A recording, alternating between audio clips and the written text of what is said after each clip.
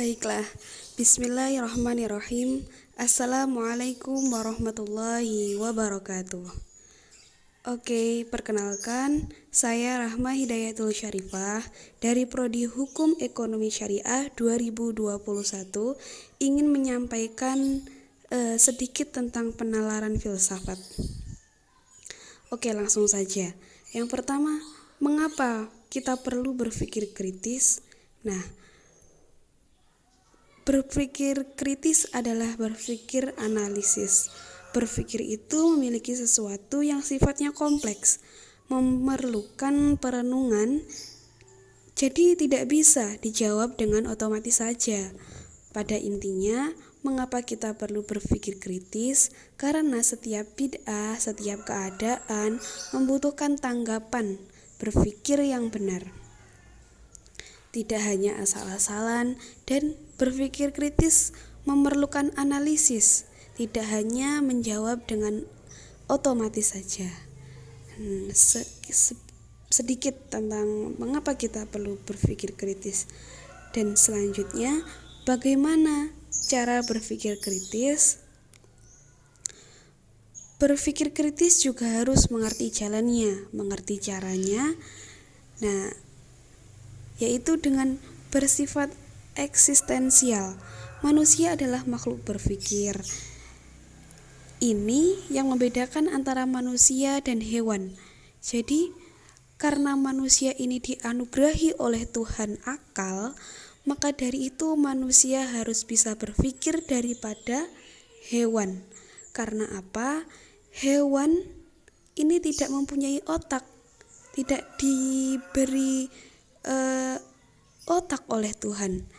Jadi ketika manusia sudah tidak bisa berpikir, maka bisa dibilang bahwasanya manusia ini seperti hewan, begitu, karena sama-sama tidak bisa berpikir. Dan selanjutnya, fitrah keberadaan. Manusia mempunyai pendirian yang menunjukkan bahwa manusia ini fitrah. Jadi manusia itu ingin berada dalam kebenaran yang kadang-kadang mempunyai salah. Jadi manusia ini selalu ingin merasa benar.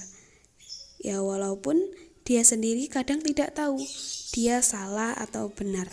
Pasti manusia ini mempunyai seperti egois, rasa egois yang ingin selalu benar atas pendapat yang diutarakan. Dan selanjutnya, pragmatis, universal need. Manusia itu memikirkan kebutuhan yang universal atau menyeluruh. Jadi semuanya manusia itu memikirkan, apapun itu difikirkan oleh manusia, tentang pekerjaan, tentang nanti siang mau makan lauk apa, besok apa yang saya lakukan. Nah, manusia ini universal need. Manusia itu memikirkan kebutuhan yang universal atau menyeluruh. Dan selanjutnya yaitu kebutuhan untuk adaptasi. Manusia ini memiliki kebutuhan untuk adaptasi dari lingkungan sekitar. Jadi ketika manusia ini berpindah ke tempat yang lain, manusia ini memerlukan adaptasi. Sama halnya dengan zaman. Yang zaman ini manusia juga harus mengikuti zaman. Misalkan zaman sekarang sudah era Z 5.0, begitu, zaman ini akan terus berkembang sampai akhir nanti, begitu. Dan manusia membutuhkan untuk adaptasi. Bagaimana pendapat Anda tentang sebagian orang yang menilai filsafat sebagai ilmu yang sesat? Nah, di sini saya kurang setuju. Karena apa? Manusia ini tidak bisa langsung menjatuhkan pendapatnya ini tidak baik dan ini baik. Nah, semua itu memerlukan dasar atau asar yang jelas. mengapa ini tidak boleh, mengapa ini boleh. Dan ini semua sudah diterangkan oleh Allah dalam firman Allah dalam surat Al-Maidah ayat 8 yang menerangkan tentang janganlah kebencianmu membuatmu tidak berlaku adil, begitu. Dan ada lagi Al-Baqarah ayat 129 dan Ali Imran ayat 48 dan ayat 168 dan Al-Baqarah ayat 269. Jadi kita tidak boleh membenci satu hal yang belum tentu jelas itu kegunaannya. Filsafat ini akan baik ketika dimanfaatkan dengan baik, akan menjadi buruk ketika juga cara pemanfaatannya juga buruk, begitu. Dari video contoh yang diberikan oleh Bapak dosen, saya memberi sedikit ringkasan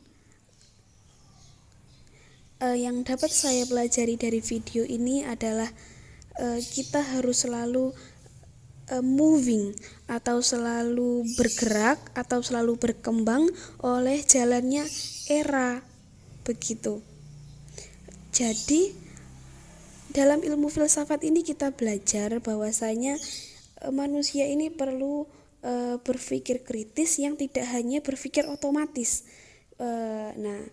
Berpikir kritis ini dalam berpikir kritis ini manusia bisa melihat keadaan sekitar, peka terhadap keadaan sekitar, perubahan sekitar, dan masih banyak lagi. Oke, sekian dari saya. Mohon maaf bila ada kekurangan. Sekian, wassalamualaikum warahmatullahi wabarakatuh.